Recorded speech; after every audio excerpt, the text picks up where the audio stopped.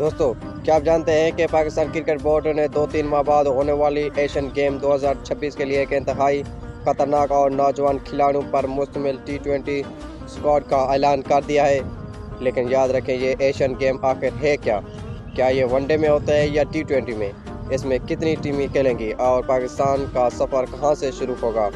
اگر آپ بھی اب تک کنفیوز ہیں تو یہ ویڈیو صرف آپ کے لیے ہے، کیونکہ آج ہم ایشین گیم کی مکمل کہانی اور پاکستان کے اسکواڈ کا پورا کچا چٹھا کھولنے والے ہیں۔